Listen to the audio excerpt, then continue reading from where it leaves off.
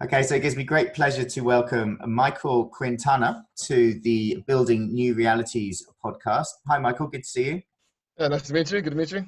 And yeah, I've been having a little chat with Michael just prior to recording. And yeah, lots of areas where we cross over together. I should actually say that I've actually sort of been diagnosed with COVID. So if I sound sniffy or start to lose the thread of our conversation at any point, I do apologise in advance. But because we are very socially distanced, we can still undertake this conversation with safety. So Michael has worked in a range of innovation organizations. He seems to be heavily involved in sport. Currently, he's Director of Innovation Solutions at Sony. So yeah, really delighted to talk to you today. Yeah, no, glad to be here. It's exciting. There's a lot happening in the innovation space, as we're all aware. So no, I'm glad to be here. Excellent. Yeah, a lot going on in our space. Yeah, I mean, and the aim of this podcast, obviously, it's called Building New Realities, and that's very clearly a space that we are both involved in. Just so we can get a little bit of a flavour of some of your work. How did you get into the position of Director of Innovation Solutions where you are now? I actually looked at your profile and saw that you started in photography with I think it was QPR. Is that right? Yeah. It was so this is always one of the things that excited me and worried me at the same time is my interest all around kind of innovation and technology and this kind of space, but very quite broad, and over time I was hoping that photography, I love photography, I love the editing, I loved creating social media posts out of that, and obviously that meant I had my finger on the pulse of social media and marketing. But I also started working with obviously I'm a big nerd, so I started working in the game sector and helping some companies, kind of push their marketing in the game sector, changing some of the game design stuff. From there, started working in the VR space. That was something I was always really passionate about. And I, at that point, realized, geez, VR is a fantastic medium. You can, bring people into these spaces that they can't normally access. And fantastic kind of coincidence was I was working at QPR at that same time. So I started working for a VR company, was also shooting at QPR. QPR gave me loads of room to kind of come up with creative, concepts and marketing and design. And I said, hey, the thing I learned is a lot of fans, I was quite, I almost took it for granted. I was on the pitch with the players all the time. I was chatting with your Rio Ferdinands and hanging out with all these guys. And I started realizing actually a lot of the fans would die to be in this position. So I started thinking they would love to be here, but it's not feasible to get everybody on the pitch all the time. I could start bringing in, ideas around virtual reality. And I started working with the virtual reality companies, created a QPR, pitch experience. And that was really where these two worlds started to collide and how I kind of flew forward from there. Okay, that's really interesting. So, yeah, I mean, a big part of what we do with VR is access. One of our kind of guiding philosophies at Future Visual has been access to situations and scenarios that are either physically impossible or prohibitively expensive, right? And having being on the pitch and having access to top talent is one of those kind of scenarios.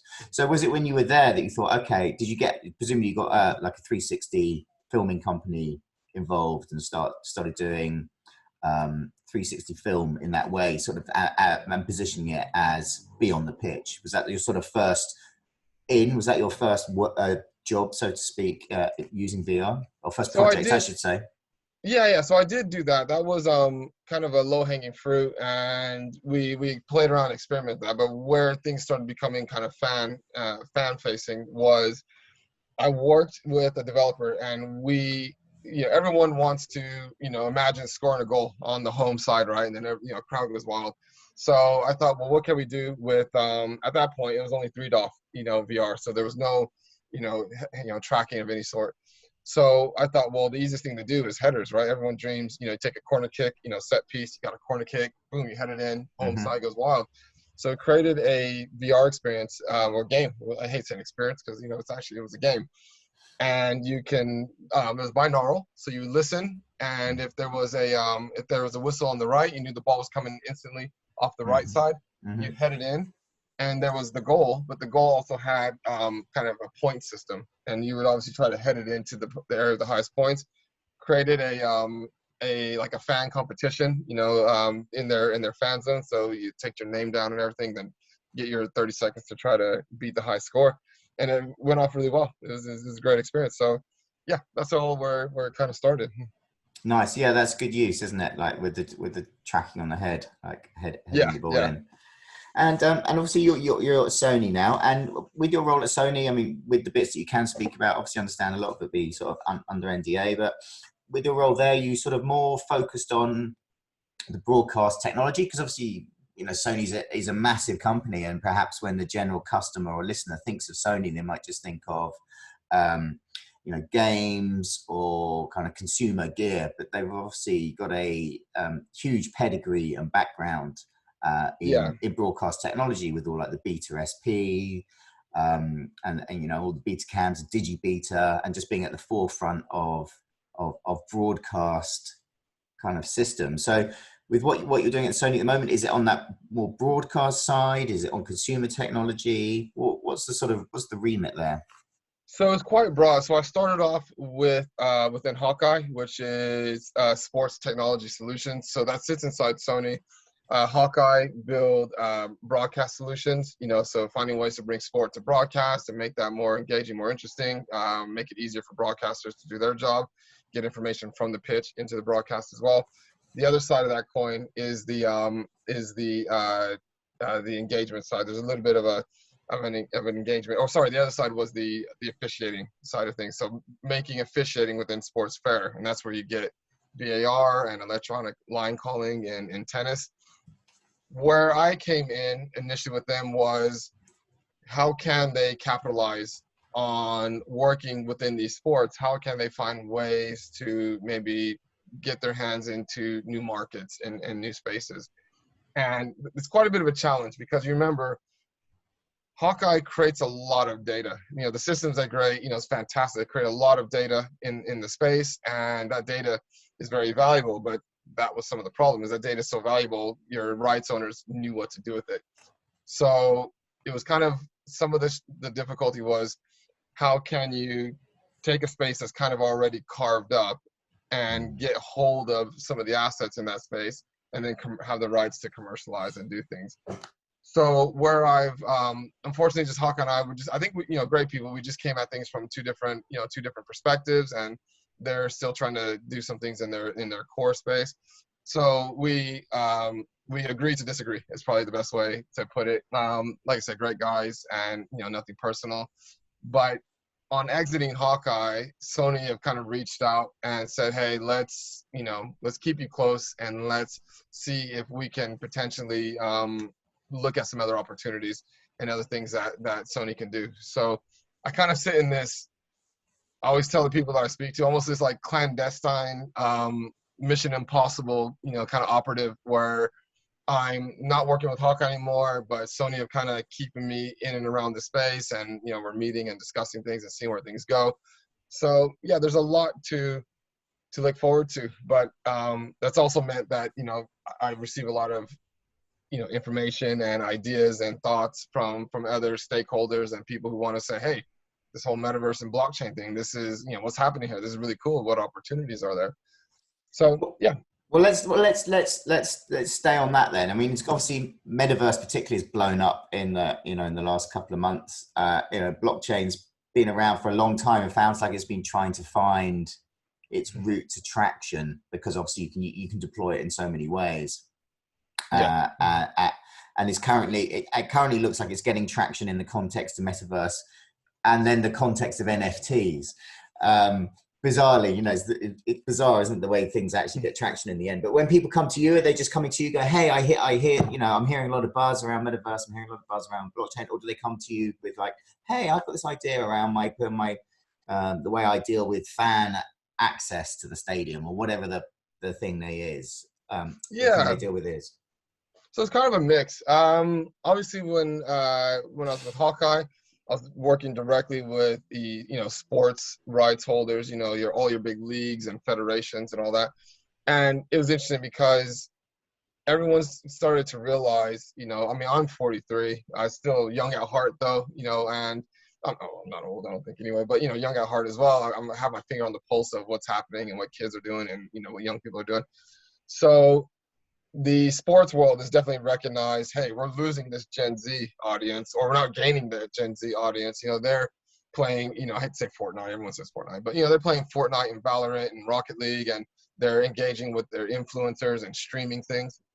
But they're coming to, some still come to sport, but a lot of times if they're coming, overall they're kind of coming to watch the highlights, or they're coming to watch the to watch the last 10 minutes or so, which fits the model that they're used to. They're used to short form content, get in, get out, and traditional sports aren't fitting that, or traditional sports content isn't fitting that level, the levels of engagement that they want. They're used to watching something and telling the guy they're watching, hey, do this, or move your character here, or even on Twitch, you can actually engage with the game that they're playing and create, activations or, obstacles and, actions. So that's where I get some people coming at me from that perspective. And then I get some people saying, like you said, hey, blockchain, metaverse, Facebook now says it's a thing. What opportunities are there? How does this work? And I find that, like you said, kind of interesting, because blockchain's been around for a number of years. And I knew of it, but I wasn't that heavily involved in the beginning. And then now it's a bit of a land, what do you call it, like a gold rush. Everyone's, looking left and right. My competitors are doing it, so I want to do it. And everyone's trying to just attack the space and figure out what to do. And where I start to, I think, fit in, hopefully come into my own, is being able to tie that into the real opportunities. Okay, here's what blockchain is. Here's what, DeFi is, and here's what NFTs are. Here's how these things can apply into these, new ways of creating, engagement. So it's a great place to be. I try to kind of keep the hype in check as well. A lot of people, like I said, the news, you just say metaverse and you're going to get a PR run, in the press. And I try to kind of manage those expectations, saying, look, the hype is real. That bubble is probably going to burst a little bit, but underneath that is a real foundation, though. And agreed. That's where things set in. Yeah, I think that's a good way. I mean, it's good to be part of a hype cycle, but it's also be good to be calling it a hype cycle at the same time. Yeah. It's like, higher highs and higher lows, right? The expectation goes up here and it pops, it comes down, but it's higher than it was previously in its sort of functionality use. Yeah, and you can leverage that. I look at it like jet propellant, right? In other words, you can wave the PR flag just to wave the flag and raise your share prices or get some attention. But if you do it in the right way, and if your interest in the space is genuine, you can use that as a catapult. People gravitate to the brand. You take that momentum, you innovate, you start showing the public and the consumer, hey, this is what we're doing, and here's some examples. And really, it's an opportunity to move into something that's going to be the next, era of computing. Agreed. I also thought your point about highlight culture is worth discussing, and because this represents a really big shift, a really big trend. How now that most people go to sort of YouTube for their entertainment or their information, and everything is carved up into these very snappy, attention-grabbing pieces. And now, whether the context of a 90-minute game, unless it's a huge game like a derby or a final or something, can really stand up. How do you get that buzz going? Like, I like F1, so I'm all excited for the Abu Dhabi Grand Prix this weekend. Yeah. But normally I can let it slide. So, I bought a day pass last weekend for the Saudi Arabia race, because I'm not a Sky subscriber. But getting that kind of interest around more sporting events. Now, obviously, you can't create something that is as significant as something like the Abu Dhabi or even the Saudi Arabia Grand Prix, right? This is essentially the semi-final and final of the sort of the F1 series this year. So it's grabbed my interest. But yeah, people, going back to the point, which is around highlight culture, about wanting it to be in snappy 30-second, 2-minute pieces. And I guess one of the ways we've been looking at doing that in immersive is you've got a range of stuff going on now. We've built a system which I sort of shared the preview film with you, which is around esports, and a lot of the time in esports you've got a lot going on, but then sometimes the action drips off, or it's obviously that, okay, this team's going to lose this round, so like I'm kind of getting a bit bored now. And typically when you're like, no, there's only one 90-minute match on TV and there's only 10 channels rather than 10,000. Because it's at that point then when the action becomes boring that people start, oh, I'm just going to look around for something else and start scrolling. Yeah. It's like, how do you stop people just going into, how do you keep their attention? How do you keep those eyeballs? So one of the things we've been doing in Home Stadium is obviously you've got like the feeds from the action, you've got the feeds on the table, but then there's other playables and bits going on. So almost when there's a lull in the action, it's like, bing, here's a new game to play. Or, you know, you can throw extra things on because you've detected that, you know, there's kind of a drop in conversation or there's a drop in volume from the users, or if you've got AI going, it's telling you like, hey, this leg's done, you know, this other team are going to win. And therefore you can start throwing other bits in. So yeah, just to chat around, you know, highlight culture is a real thing, and I think we can use that into our advantage, right? And that people want extra bits thrown in at the appropriate time, which is all along the lines of sort of personalization and understanding your audience. No, that's you know, case in point is, you know, like I said, you know, we're used to, or people are used to, you know, it started out long form, you know, even with like the advent of social media, it was long form. People were watch a YouTube video for 10, 15, you know, 20 minutes. And then you started getting, you know, things like Vine, which were, 30 seconds, 45-second clips. Yeah. You know, now we're in the TikTok stage of that, you know, and I see the benefits and the negatives. You know, on one hand, you know, it's great. You get to the point, it's exciting, it keeps you moving, you know, but on the other hand, you know, it's like you're like a Twitch bird, you know, you're just going from like one thing to the next, and, you know, and you're not really giving your brain a chance to digest. But we have to move with the times, you know, and this is all uncharted territory. You know, we may look up 10 years from now and realize, oh, geez, that wasn't the best, and our attention spans have dropped, and, you know, whatnot. But it's all in the name of progress. You know, we're looking to see what can we do, what's attractive. So people have to move, you know, with that. You can, you know, hedge your bets if you want and say, you know, I don't think there's anything in that. Let's keep with the traditional formats and let people come watch the match and then go home, you know, drink a pint and then go home, or whatever it is. But I think the rights holders, you know, whether it's, you know, esports rights holders or whether it's, you know, sports rights holders, they're all recognizing the shift in audience behavior. And they're, you know, it's a product. People forget sports is a product, you know, for example. So if people aren't watching it, your product's losing value. So how, you know, you need to figure out what caters to that audience. So let's get into the M word. What does the metaverse mean to you? Yeah, the metaverse. Geez, that's a funny one, because, you know, when you hear your favorite song on the radio and you hear it too much, then it starts to kind of lose its value a little bit, for a little while at least, until people forget about it. But no, the metaverse is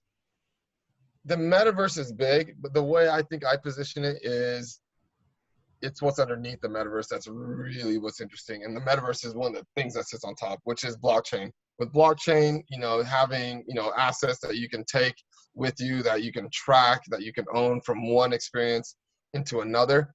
I think that speaks to human nature, right? We want, you know, if you go shopping, or no, another example, if you go to watch Arsenal play and you get an Arsenal t-shirt, and then your mate invites you to watch, you know, his local team, you don't have to take that shirt off and change into your local team shirt. You know, whatever you own goes with you. And I think that's part of human nature. I buy something, I own it, I take it with me, I can sell it, you know, I know the value of it. People know if it's an original or if it's one of a million. And now we're putting that into a digital space by having something such as blockchain to underpin that. And then what you say is, this is the backbone. Let's put a metaverse on top, where you're getting these, you know, kind of immersive experiences where, you know, it doesn't have to be obviously VR and AR. It could be on a phone or on a you know, laptop or television even. But what I think is exciting is metaverse coming into this. The timing of it is just right, where people are willing, you know, AR and VR, especially VR, starting to become mainstream. And with that, people are recognizing that, okay, I can, you know, human nature, we want to experience something as if we're there. And the technology, the barrier to entry is all coming down, and now people are, you know, not shy of having this box on their face. And obviously in the future, that box is going to shrink. But we're in a space now where we can have these real life or have these experiences in the digital world that kind of mirror the physical things that we could do in real life. Now we can have these things that come with us and go from a Sony experience to a Adidas experience to a Roblox experience.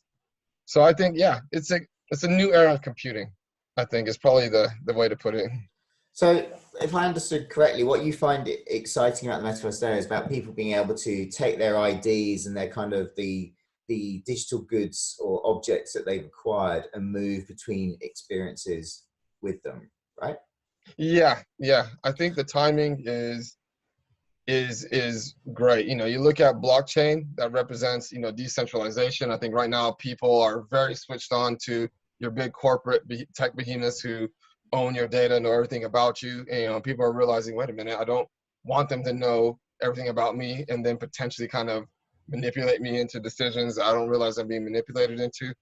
So the culture is ready for, I want to take that power back a little bit. I want to own my data.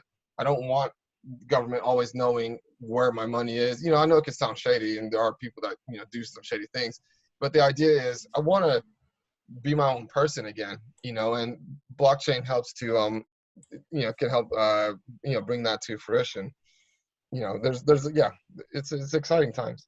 Yeah. I mean, I often will sort of think about the system that will enable that, because I get in terms of like creating those objects, whether it's like some specialized avatars or whether you're buying your Gucci trainers or whatever the stuff is, but in terms of the system, it seems like it will be, to me it could be something like part of your like Apple Wallet system, right? It's just like, it's just a way for kind of collating your profile and your ID, and it seems that it'll be something tied to, obviously it's got to be tied to an ID and it's got to be tied to something that you use all the time. So yeah, I'm interested to see what is the protocol that comes out, because like anything, if you come out with all these splintered protocols, they're not going to be the one that actually works. Whereas we always want we want the simple one, which is the one in our pocket, and I suspect it'll be something like that, be a wallet kind of system. Well, that's what's kind of happening now. I think there's two developments, and this is just my opinion, but I think there's these like two development streams. One is everyone's developing, blockchains or things that sit on blockchain. And then there's people realizing, wait a minute, it's great if you're on one blockchain and you have all these experiences there, but what if I also have something that I own on a different blockchain, and then they're not connecting, they're not, touching each other. So I think that's one of, I think Polkadot is one of the technologies that's looking at how do we connect blockchains up so that if you are on one blockchain that's good for a certain type of technology to sit on top of it, you can still go to another blockchain that fits, another type of technology where you have assets in that space as well. It's making sure that it's all tied up. Now, something that I advise is for everyone to remember, especially corporates. I think smaller companies, startups, and startups are a little bit more mature, recognize this is all new. This is all new, and it's like that debate between Betamax and VHS. You could take your gamble in one or the other. Eventually, one wins out because we want a standard. So I know there's efforts. I've been involved in those efforts to create standards, the potential of standards. Building a consortium of the right companies and organizations to start to look at standardizing, metaverse and blockchain, and finding a way where they can interconnect and interoperate, have interoperability. So I think that's probably the biggest hurdle that I think sits right now in the way of kind of mass adoption, is making sure that, hey, it's easy to be a part of, people know how to build a wallet and get involved, but that they also, if you're on one blockchain, you can still get to another one without having to think, which one do I want to hedge my bets with. Yeah, and it seems to me there's actually still quite a big gap between where we are now and that becoming a reality. Like all these things, they're pretty complex, and to make it like an easy, no-brainer kind of solution, because even at the moment, getting on different, getting your MetaMask open, and this and that, Yeah, yeah. it's not entirely frictionless.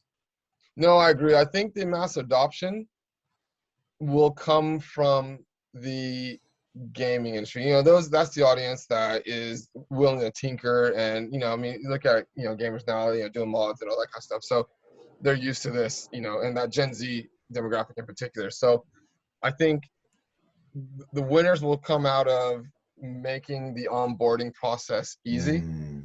Also, for as fantastic as it is to have a wallet and it's fully decentralized and it's yours and no one else is aware of what you're doing except for you, or at least anonymously, except for you. If you lose your key, if someone hacks your account, there is that risk of, oh, okay, who do I go to for recourse? It's not like the bank, where somebody gets your assets, you can phone them up and say, hey, look, I've been hacked, or somebody's taken my ID, and close it down and potentially even recoup that. So I think there's industry opportunities in that space, for as much as people like to be, hey, I'm off the radar, and it's my data only. I think there's room for, developments in that space too, where almost like an insurance program of sorts. Yeah, agreed. What do you think about NFTs?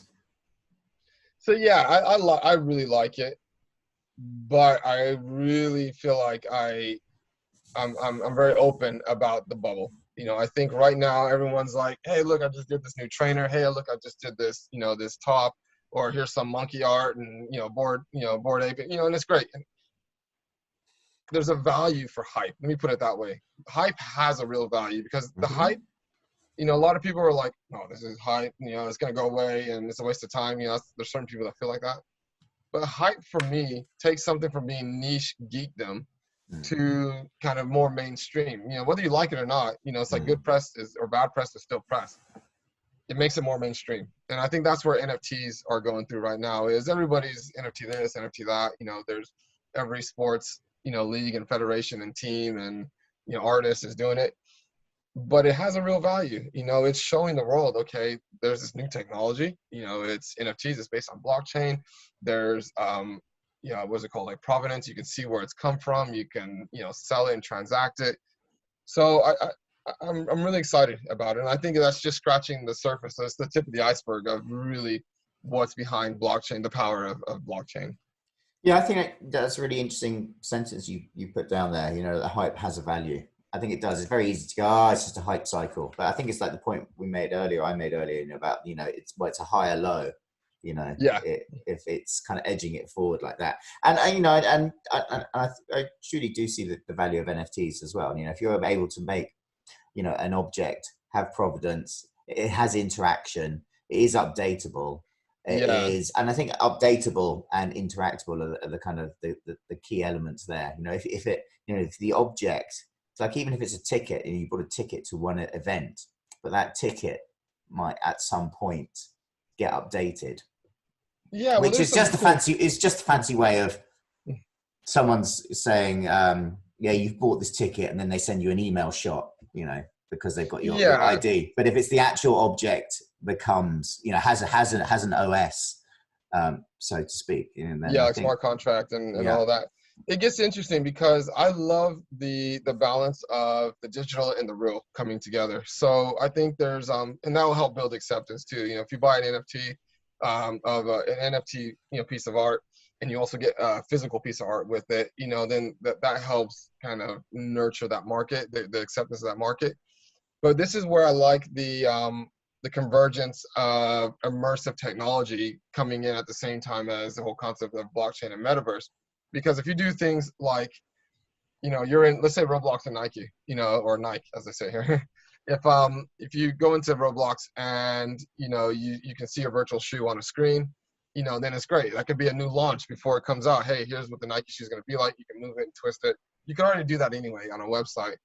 But with the advent of immersive technology, such as like VR, and obviously when AR comes out, it's going to just completely blow it out of the water, is I'm in an experience and I have a virtual, let's say I'm watching a football match, a FIFA, like EA FIFA, a video game.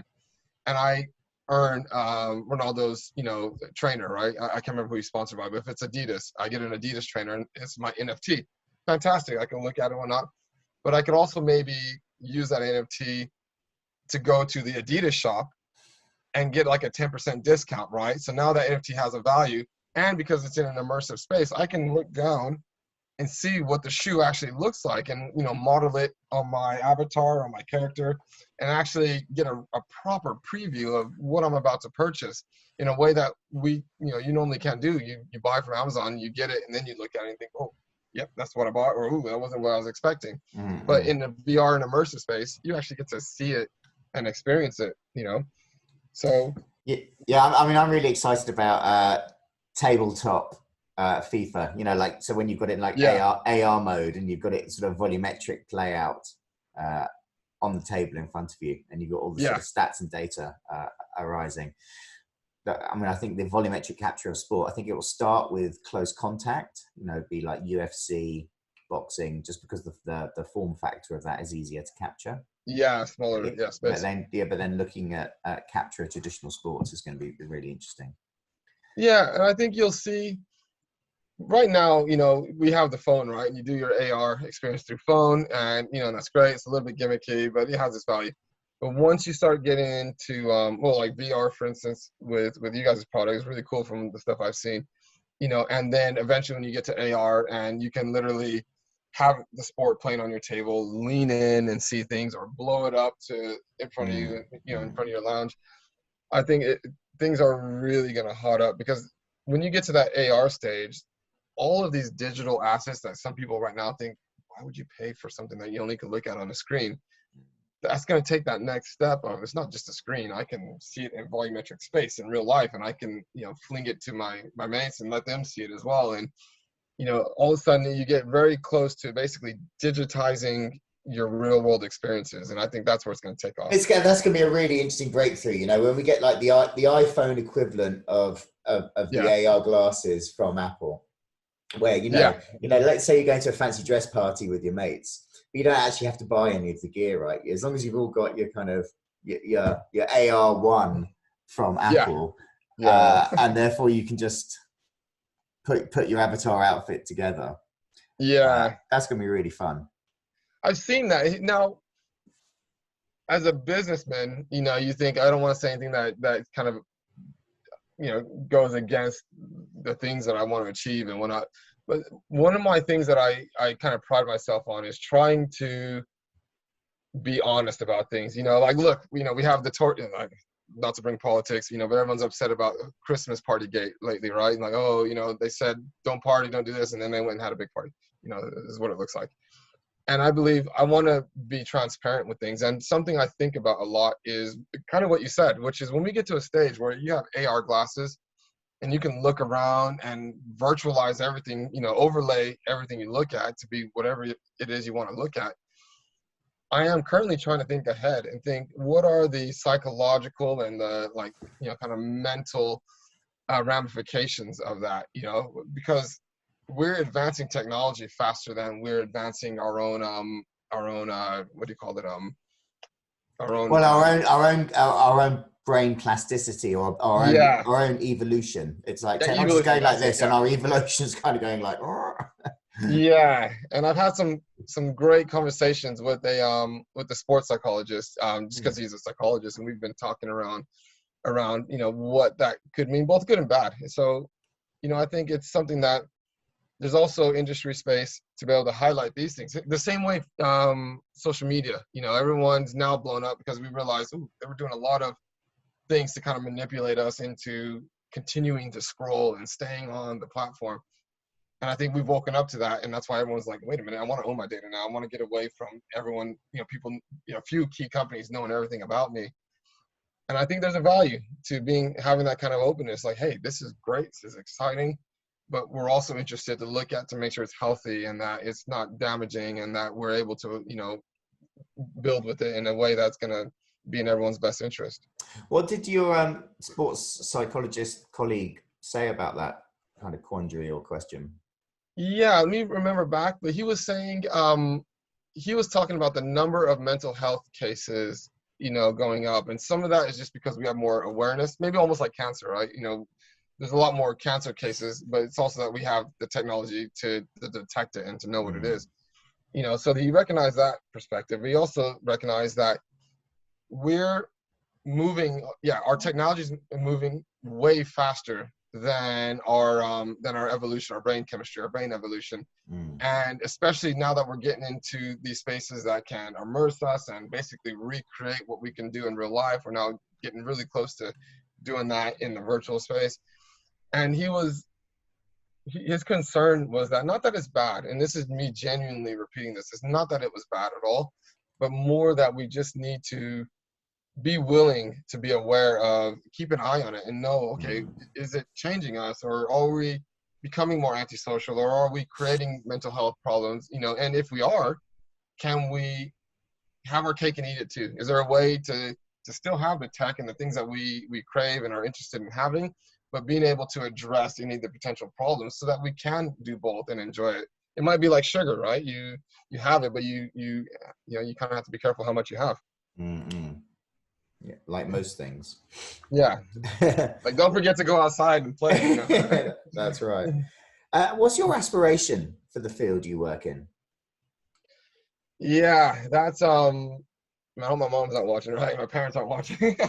But no, I'm still getting there. But I think I love creating. This goes back to that first question that you asked me, which is, wow, you started off in kind of this, you know, photography space and whatnot. And I got there because I was in graphic design. And then I realized, I can take the images and I know what to do with them, you know, as well. So I love technology. You know, the main thing is I love creating. And then I have a passion for tech. So that combination of creating and working with technology to create is something I love. So I would love, if I won the lottery tomorrow kind of thing, I think I would love to create game experiences, you know, things that show, you know, video games that are, you know, especially like immersive games like VR and AR games that can be fun and be entertaining, but also tick some of the diversity boxes, and not just as a tick box exercise, but be able to show, wow, this is what it's like to be a person of color, or hey, you know, what was slavery like in you know, back in the 1700s, or what do women go through, and you know, but to gamify these things too, because it's interesting to have it in a educational, you know, traditional educational sense. You can put on a headset and be a black person or be a woman, or you know, all these different things, but to be able to do it in a way that's really compelling. And I think film and entertainment really help to kind of seed those messages. So to be able to do that, those kind of, you know, things, but in a kind of gamified sense where people finish, you know, there's 1 or 2 games I played in VR where I finished and I was like, wow, I was there. I was almost emotional. I was like, I was there. I really experienced it. What games were they? Farpoint was one on PlayStation VR. That game, I'll caveat it with saying that was towards the beginning of my VR experience. And you know what VR is like, right? When you first do it, you know, even on mobile, it's like mind blowing. Yeah. And then after a while, you're kind of chasing the high, you know? Yeah. But that game, they did something amazing, in my opinion. So it combined, you know, it came at a time when I was still fairly new to VR. So obviously there's the automatic, you know, tick there of course it is mind blowing because I was new. But it also, I don't want to give away the plot, but basically it's kind of way in the future. You're on a space station, something goes wrong, you get zapped into this like wormhole and end up on the other side. And one of the things they really did is you're the guy trying to find all your mates, basically. You're wandering around and you find out there's aliens and things and you're trying to defend yourself. But you also keep coming across these holograms. And these holograms, remember, this is all in VR, so it's fantastic, you know. And these holograms are these 2 scientists who just got sucked in, and you're trying to find them. You're like, okay, they're my people. Let me find them. But those 2 scientists, it's a white lady and a black lady and a black man, and they're not related or nothing. You know, they're 2 people who were colleagues. And over time, they did the right thing. You know, if you end up in that situation in real life, and you end up there for 10, 15 years, you may go from being colleagues to something more intimate, right? It's just human nature, it's natural. And they addressed that in the game.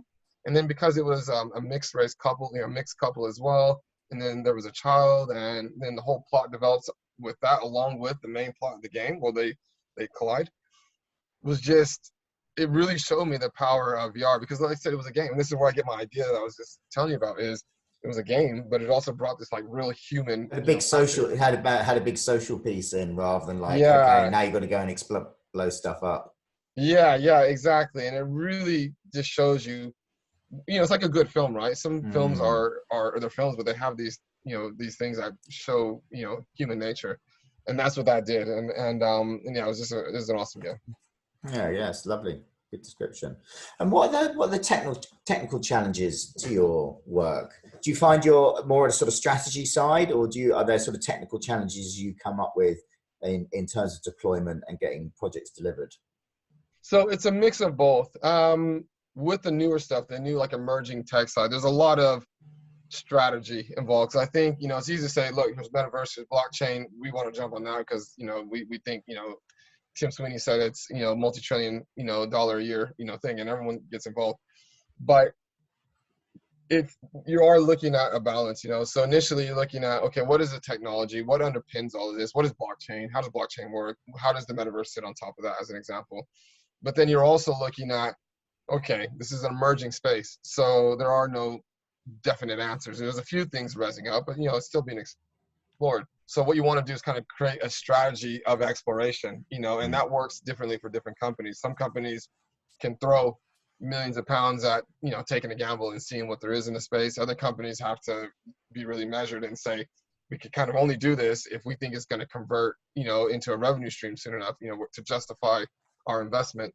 So a lot of it is strategy with a strong technical understanding of the technology. Where I like to sit is the mix of the two, I think.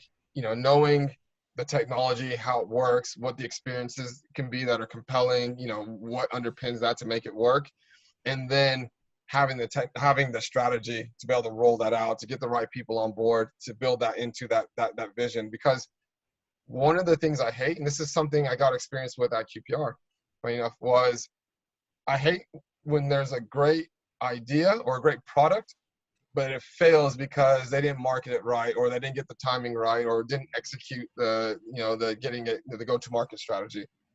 Or I hate when you get a really crappy product, but they got the marketing down, spot on, it's fire, and people are buying into this thing and they realize, oh, that was a total letdown, right?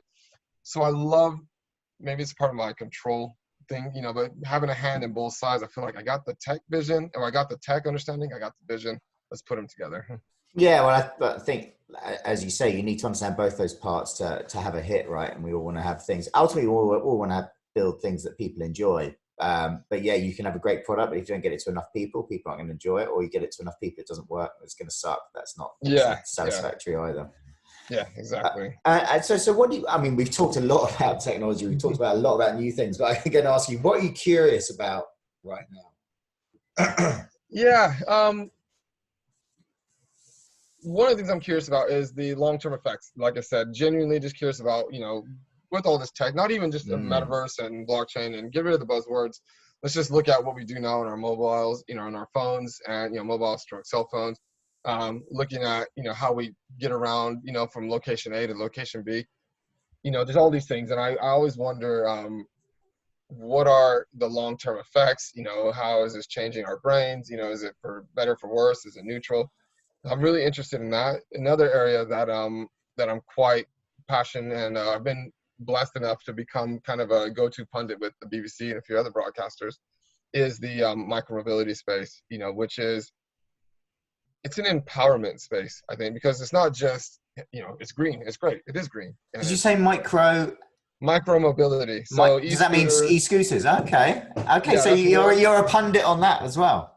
Yeah, and because it's a fascinating space, right? You got all these. Yeah. I saw it in the press today. E-scooters now banned on TfL network due to lithium batteries catching fire. But they're really cool. But anyway, sorry, I interrupted you. No, so long-term effects of digital usage, I can get that. And then obviously you're curious about the mobility stuff. The mobility thing is great too, because again, it speaks to, there's people in a lower socioeconomic, space who rely on public transport only. And if you're working shift work, for instance, then, if you've been, I live in London, but if you live around the UK, I'm sure it's the same experience. Buses don't always run, they're late, you're working shift work, you just want to get home. Ultimately, you want control of what you do. You want to be able to go from point A to point B when you want to, not to have to rely on someone else. And micromobility, e-scooters, really tick a lot of boxes, because they're green. People would ride them anyway if they emitted, petrol. They'd be low emission still because it's a tiny thing. But people would still do it just because they're economic, they're fun. You're on it, you're part of the world. But they're a green way to get around, and the barrier to entry is so low. It's very cost effective. I think for $2.99, you can get one that can get you on paper 15 miles, probably in reality about 10 or 11 miles on a charge. And that means you can work shift work, or you can, do something late and still get home when you want, even if the bus doesn't show up or the tubes are closed.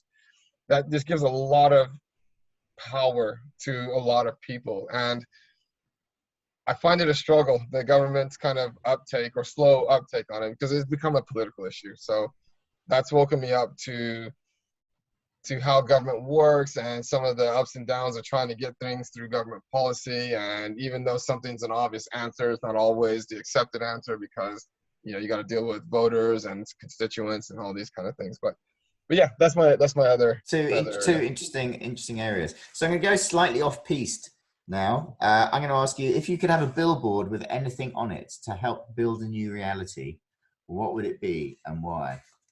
A new billboard with anything on about reality. I would love, not in a snowflakey way, but I would love kind of diversity and inclusion. I think something showing how you can experience things through other people's shoes, or see what it's like to hear the opposite party make their point, or to walk in their shoes. I think, because the reason I say that is because not just being a person of color, but obviously that's a no-brainer, but right now with social media and the way we engage, it's so easy to see something and pour your anger out because there's no consequence, and I think we are starting to kind of suffer repercussions of that. So prime example, and I'll be quick with this one, in VR, I was playing a dodgeball game and I met this guy, we were chatting, and then we were playing like racquetball almost. Sometimes you start chatting with people as opposed to playing, or handball. And he started telling me, he's an American, obviously I'm American, but he didn't know I was in the UK. And we're chatting, and then he started getting into kind of this is back when Trump was in power, Trump policies and whatnot, and his way of thinking. And I started talking about it, and I was like, I can understand you, but I also think this, blah, blah, blah. But that conversation flowed. I'm not a Trump supporter at all. I can understand why some people are. But because I had an avatar, it was a neutral avatar, he had a neutral avatar. Obviously, I can err on the side of, I think he was white. But it was fantastic because he didn't know I was a person of color. And so he was listening to my points, and the way we're able to communicate was so fluid. Whereas you can kind of have a prejudice or an apprehension even of, if you see somebody, you think automatically, oh, they're not going to agree with what I think, or they're not going to stand for what I stand for. So I think in that way, technology like immersive stuff, can really open up people's minds and open up. I agree. I think that taking the preconceptions out of a debate is very powerful, because otherwise you can see someone and your preconceptions jump in and you're like, okay, 50% of this argument is done because I've made up my mind about this person and what their view is. And we can't really, to be fair to us as humans, we can't really help that. It's just the way we're wired. And I think also a bit of sensitivity to us as humans. Go, look, it's just the way we're wired, right? This is all a safety system from 10,000 years ago. That's sadly the OS has not been updated, and we're left with a bunch of these sort of protection mechanisms or social mechanisms that have been that have been really useful, but are now massively out of date.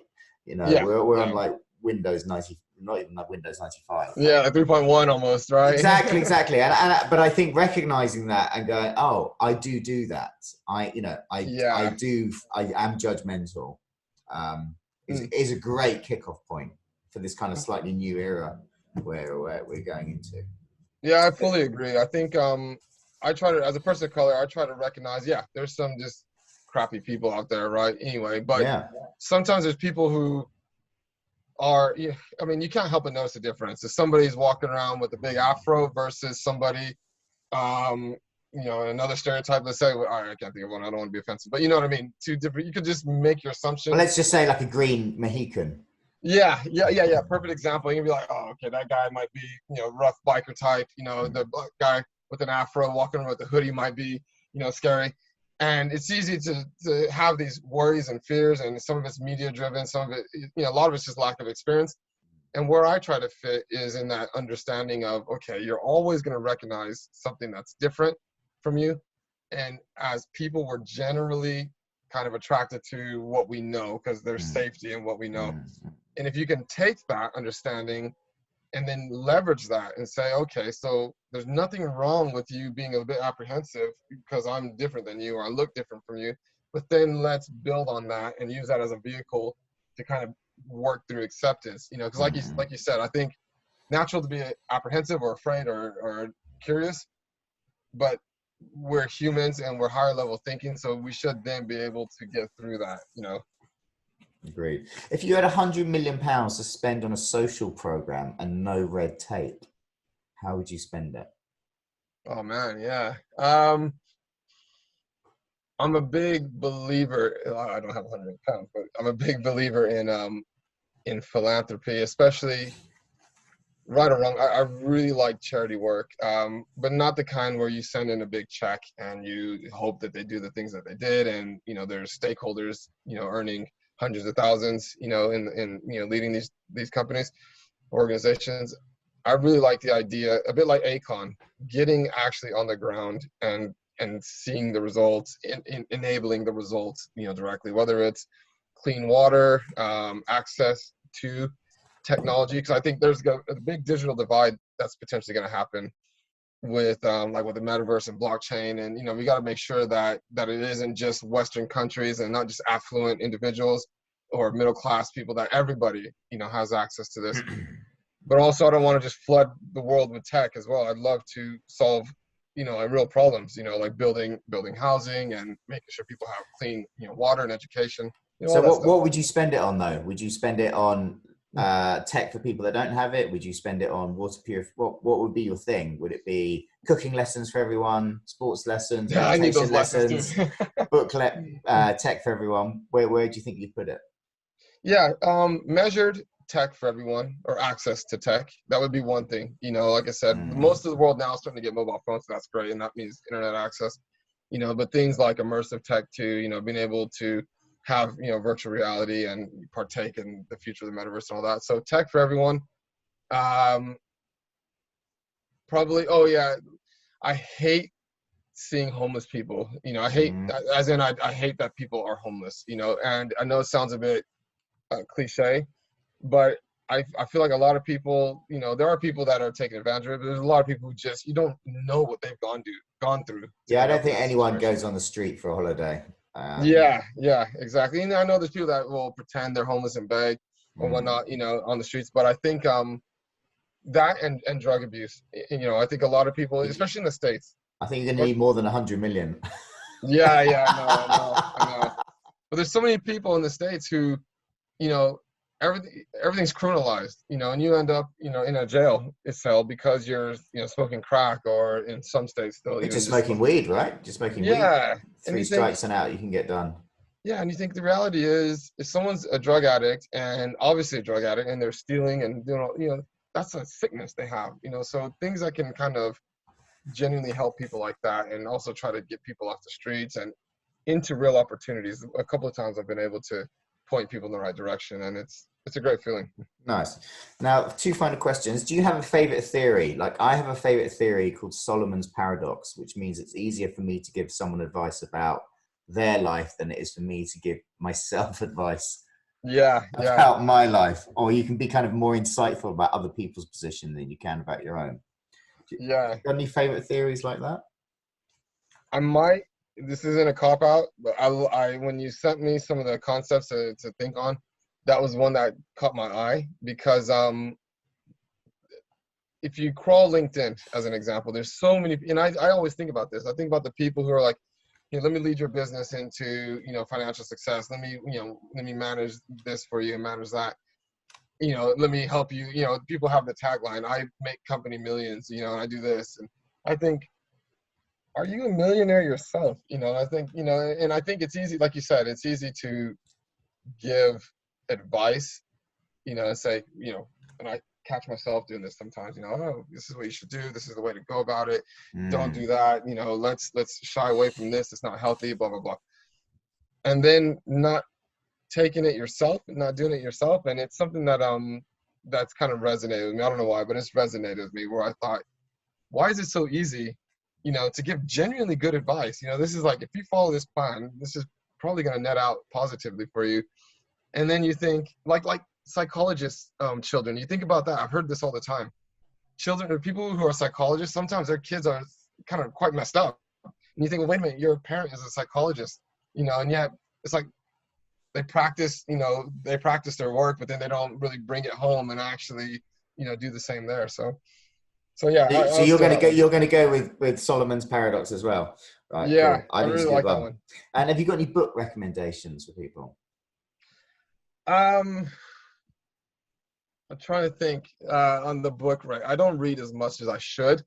There was one that I was suggested. Oh man, I'm not gonna remember the name of it. I spoke to a guy the other day who, let me see if I can find it within like 10 seconds. If not, I'll just have to elaborate on it. But basically, it's a book on innovation. And let me see if I can find that. And if not, I'll just have to elaborate and maybe put it up on the YouTube link when you put this up. But